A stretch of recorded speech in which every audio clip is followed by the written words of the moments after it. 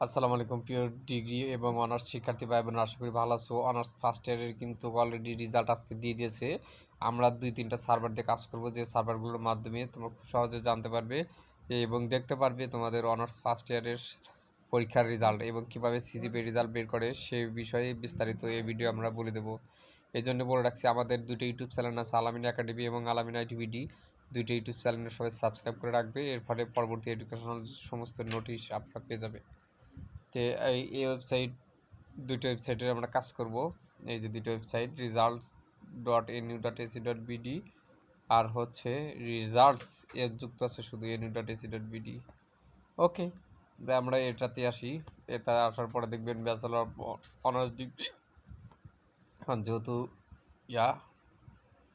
ওকে, যেহেতু B honours অর্থাৎ আপনার যে পার্টটা সেটা আপনি দেবেন। অ্যাডমিট কার্ডে যে গ্রুপ থাকে অবশ্যই গ্রুপের নাম দেবেন, এরপর রেজিস্ট্রেশন নাম্বার দেবেন, পাশের সাল দেবেন, ঠিক আছে। এক্সাম ইয়ার এটা দিলে আপনার রেজাল্টটা চলে আসবে, ঠিক আছে। এই যে এরকম রেজাল্ট চলে আসবে। তখন আপনি যদি প্রমোটেড হন সেটা প্রমোটেড লেখা থাকবে। যদি কোনো সমস্যা হয়, দেখেন এক সাবজেক্টে ফেল গেছে, তারপরে কিন্তু 2 সাবজেক্টে ফেল গেছে, প্রমোটেড করছে, ঠিক আছে। তার মানে পরবর্তী সেকেন্ড ইয়ারে কিন্তু তার 2টা ইমপ্রুভ পরীক্ষা দিতে হবে, দিয়ে তার পাস করতে হবে। ওকে, এই হচ্ছে সিস্টেম।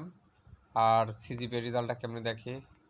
সিজিপিএ রেজাল্ট কখন হয়, অর্থাৎ ফার্স্ট ইয়ারে কিন্তু সিজিপিএ রেজাল্ট দেখা যায় না, এটাকে তোমার বুঝতে হবে। যদি সেকেন্ড ইয়ারেও হয় না, একদম ফোর্থ ইয়ারে অনার্সে সিজিপিএ রেজাল্ট দেখা যায়, ডিগ্রিতে থার্ড ইয়ারে দেখা যায় ফাইনাল পরীক্ষায়।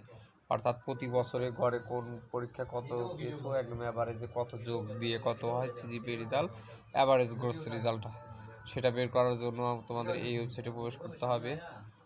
এখান থেকে অনার্স ক্লিক করতে হবে।